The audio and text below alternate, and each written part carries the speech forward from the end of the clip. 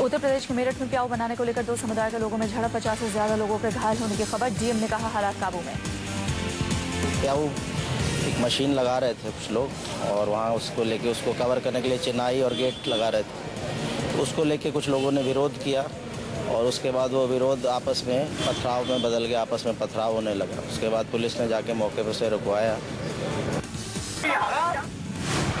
फिर सुलगने लगा उत्तर प्रदेश, गुटों के बीच हुआ विवाद, सांप्रदायिक हिंसा में बदला। तीराग्रान इलाके में प्याऊ लगाने को लेकर शुरू हुआ विवाद।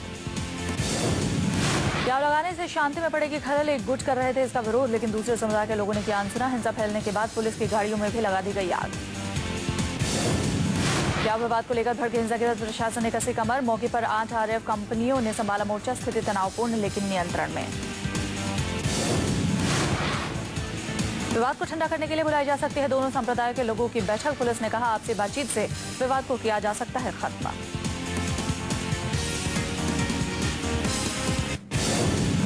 अंतिम दौर का प्रचार खत्म होते ही मोदी ने की संघ प्रमुख मोहन भागवत से मुलाकात। सूत्रों के मुताबिक भविष्य की रणनीति पर हुई चर्चा। नरेंद्र मोदी के संघ प्रमुख के अलावा सुरेश सोनी समेत कई पदाधिकारियों से भी हुई मुलाकात। मौजूदा चुनावी परिदृश्य की भी हुई समीक्षा। प्रचार के बाद दिल्ली पहुंचे नरेंद्र मोदी ने सबसे पहले पूर्व पीएम अटल बिहारी वाजपेयी का लिया आशीर्वाद। ट्विटर पर मोदी ने दी सूचना। अटल बिहारी वाजपेयी से आशीर्वाद लेने के बाद राजनाथ से भी नरेंद्र मोदी ने की मुलाकात। राजनाथ सिंह ने अशोक रोड स्थित घर पहुंचे मोदी ने दी सूचना। अटल बिहारी वाजपेयी से आशीर्वाद लेने के बाद राजनाथ से भी नरेंद्र मोदी ने की मुलाकात। राजनाथ सिंह ने अशोक रोड स्थित घर पहुंचे मोदी। चुनाव प्रचार थम जाने के बाद अपने ब्लॉग पर मोदी ने रैलियों की दी जानकारी। चुनाव के दौरान 5,800 कार्यक्रम में हुए शामिल। 3 लाख किलोमीटर की मोदी ने की यात्रा। लालू ने नरेंद्र मोदी को बताया आडवाणी का चेला। बिहार के मोतिहारी में चुनाव प्रचार के दौरान कहा गुरु को जब रोक दिया था तो चेला क्या है। बीजेपी के लिए दिल्ली अभी बहुत दूर है।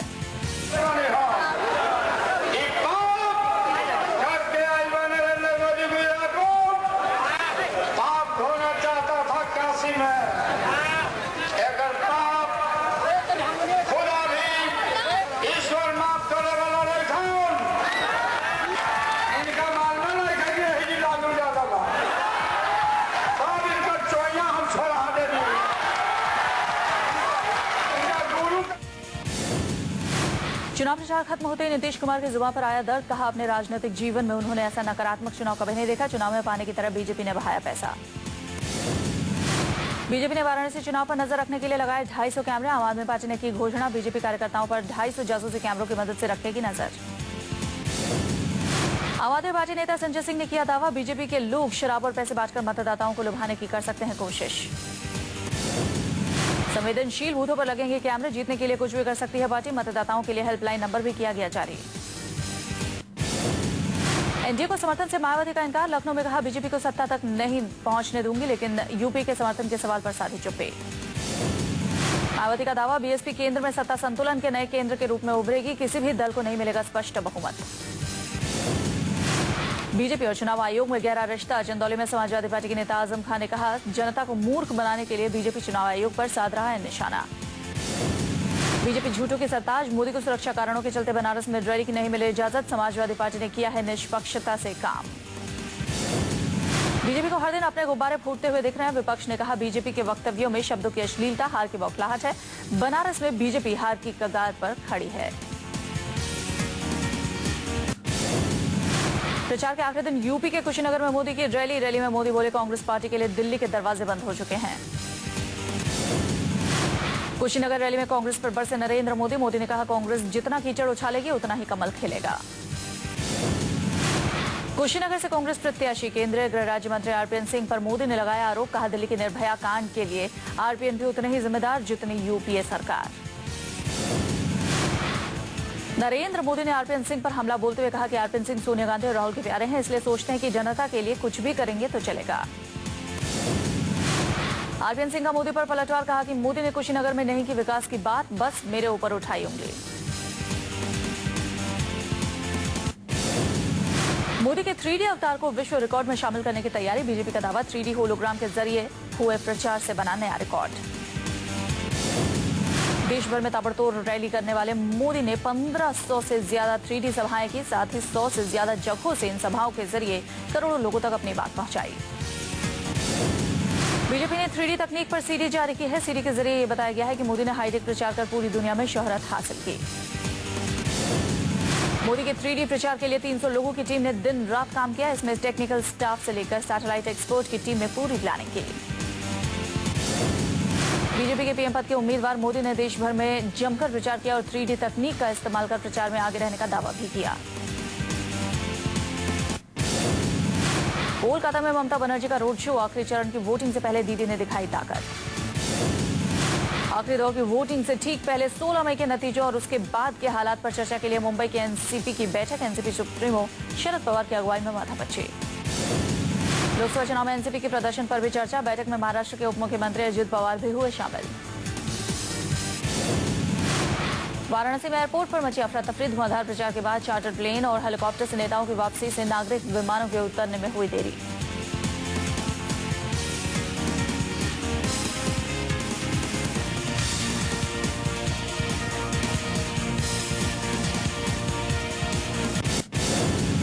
चुनाव प्रचार के आखिरी दिन भी मोदी का इतिहास ज्ञान निकला कमजोर। बिरसा मुंडा की जानकारी देने में फंस गए मोदी।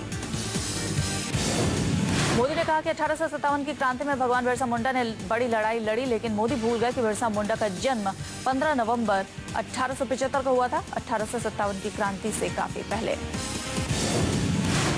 बनारस की काशी विद्यापीठ की स्थापना अंग्रेजों ने नहीं, देश के लोगों ने करवाई थी। आजम खां के बयान पर मदन मोहन मालवीय के पोते ने कहा, यह कहना गलत है कि मालवीय के मरने के बाद ये विश्वविद्यालय बना। मामना का देहांत हुआ है 12 नवंबर 1946।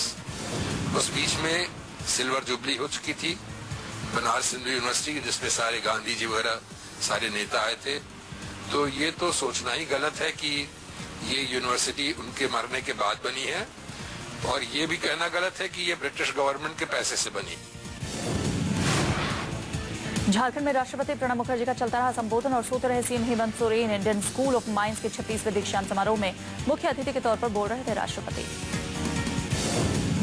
समारोह में शिक्षा पर भी बोल रहे थे राष्ट्रपति, लेकिन राज्य के शिक्षा मंत्री को नहीं रहा कोई होश। प्रेसिडेंट बोलते रहे और शिक्षा मंत्री गीता श्री सोती रही। कल होगा लोकसभा चुनाव के 9वें अंतिम चरण के लिए मतदान। कुल 41 सीटों पर जनता करेगी अपने वोट का इस्तेमाल। कल यूपी के 18, पश्चिम बंगाल के 17 और बिहार के 6 सीटों पर होगा मतदान। मोदी, मुलायम और केजरीवाल समेत कई दिग्गजों की किस्मत होगी ईवीएम में कैद। 9वें और आखिरी चरण में यूपी की 18 सीटों पर चुनाव। डुमरियागंज, महाराजगंज, गोरखपुर, वाराणसी, आजमगढ़, देवरिया, कुशीनगर पर सबकी नजरें।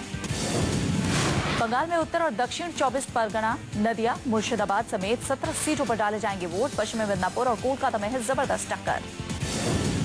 आखिरी चरण में बिहार की 6 सीटों पर डाले जाएंगे वोट। वाल्मीकि नगर, पूर्व चंपारण, पश्चिमी चंपारण, सीवान, गोपालगंज और वैशाली में भी होगी वोटिंग। कांग्रेस अध्यक्ष सोनिया गांधी 10 जनपद पर 14 मई को आयोजित करेंगी विदाई भोज। आयोजन में कांग्रेस वर्किंग कमेटी के सदस्य भी होंगे शामिल। एक दशक तक यूपीए सरकार के मुखिया रहे मनमोहन सिंह को सोनिया गांधी देंगी विदाई से पहले डिनर पार्टी। नतीजे घोषित होने के दूसरे दिन पद से देंगे इस्तीफा। विदाई से पहले भावुक हुए पीएम मनमोहन सिंह अमेरिका, रूस के राष्ट्राध्यक्षों समेत कई नेताओं को भेजे विदाई पत्र। सालों मिलकर काम करने के लिए दिया धन्यवाद। मनमोहन सिंह ने चीन के पूर्व पीएम चेन चियाबाओ को भी लिखा खत। चियाबाओ ने भी हाथ से लिखे पत्र के जरिए दिया जवाब। लिखा, दोनों देशों के बीच बेहतर संबंध बनाने में मदद के लिए सराहना। कांग्रेस की ओर से 10 साल तक लगातार मनमोहन सिंह बने रहे पीएम। गांधी नेहरू परिवार से अलग 10 साल तक पीएम रहने वाले पहले व्यक्ति। आगरा की जेल में सजा काट रहे बाहुबली नेता और डॉन मुख्तार अंसारी पैरोल पर हुए रहा। मुख्तार अंसारी को चुनाव के लिए दिया गया पैरोल। मुख्तार अंसारी की पार्टी कौमी एकता दल वाराणसी में कांग्रेस उम्मीदवार अजय राय को समर्थन दे रही है। वाराणसी में खासा प्रभाव रखते हैं मुख्तार अंसारी।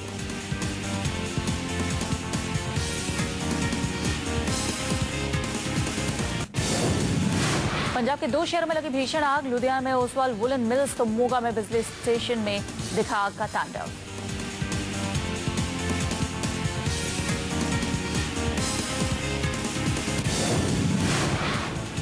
लुधियाना में ओसवाल मिल्स के स्क्रैप गोडाउन में अचानक आग लगी। अफरा तफरी से पहले आधे घंटे में आग की चपेट में आया पूरा गोडाउन। कड़ी मशक्कत के बाद बुझाई गई आग।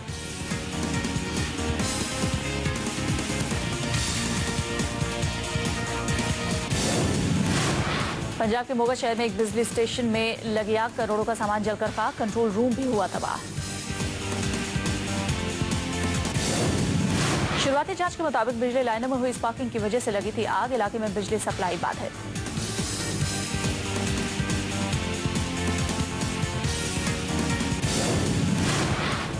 अधिकारियों के मुताबिक फिरोजपुर, मुक्तसर और फरीदकोट में नहीं होगा बिजली सप्लाई में असर। दोबारा कंट्रोल रूम बनने में 15 दिन का लगेगा वक्त।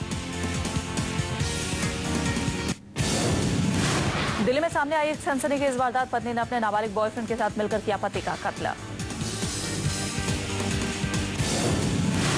पेशे से टीचर सुधा गुप्ता ने एयरफोर्स में काम करने वाले अपने पति को उतारा मौत के घाट। पुलिस ने पत्नी सुधा गुप्ता को किया गिरफ्तार।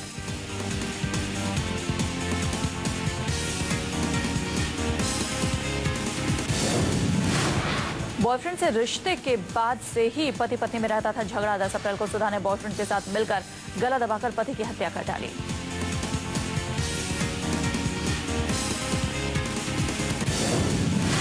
शुरुआती तफ्तीश में सुधा ने पति की मौत की वजह हार्ट अटैक बताई थी, लेकिन पोस्टमार्टम में खुली रिपोर्ट।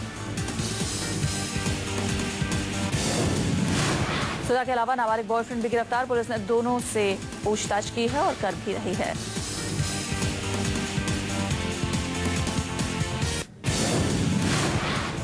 महानगर मुंबई में शातिर बदमाशों ने दिन दहाड़े 6 करोड़ के हीरे जवाहरात लूटे। बोरीवली इलाके में गाड़ी को लूटा। 6 करोड़ के हीरो की चोरी की वारदात में 5 लोगों के शामिल होने का शक। पहले बंदूक की नोक पर किया गया किडनैप, फिर लूट को अंजाम देकर हुए फरार। दिल्ली के मायापुरी में प्लास्टिक फैक्ट्री में लगी आग। आग पर काबू पाने में दमकल की 20 गाड़ियों को लगाया गया।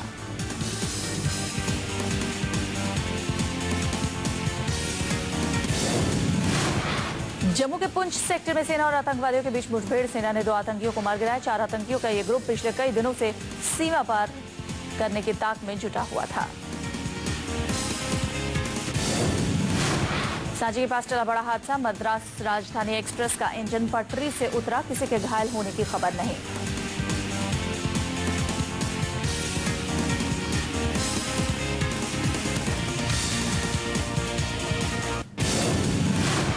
डोरेन सामी की जगह रामदीन को वेस्ट इंडीज का कप्तान बनाए जाने के कुछ ही घंटों बाद टेस्ट क्रिकेट से संन्यास लेने की घोषणा सामी ने की। किंग्स 11 पंजाब की टीम रविवार को कोलकाता नाइट राइडर्स के खिलाफ उतरेगी, तो उसका लक्ष्य एक और जीत हासिल कर प्लेऑफ के लिए अपनी जगह पक्की करना होगा। रॉयल चैलेंजर्स बेंगलुरु के कप्तान विराट कोहली ने किंग्स 11 पंजाब से मिली 32 रन से हार के बाद माना कि उनकी टीम एकजुट होकर नहीं खेल पाई।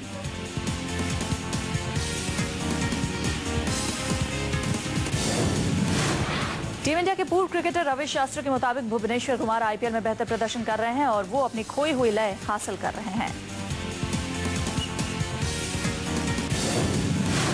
आईपीएल 7 के युवा खिलाड़ियों को प्रमोट करने के लिए पेप्सी ने टूर्नामेंट में उभरते हुए खिलाड़ियों को 10 लाख रुपए की इनामी राशि देने की घोषणा की है।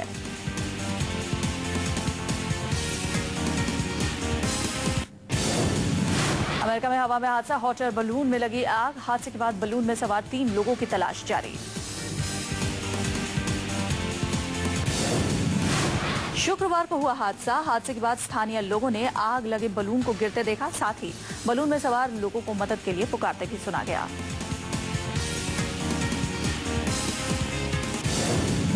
यूक्रेन में थम नहीं रहा हिंसा का दौर। रूस समर्थकों और सुरक्षा बलों के बीच तेज झड़प।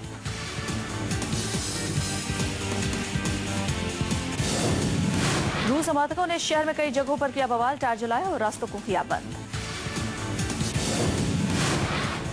अमेरिका के लॉस वेगस में दुनिया की सबसे बड़ी फेरी व्हील को लोगों के लिए खोला गया। फेरी व्हील की ऊंचाई करीब 170 मीटर।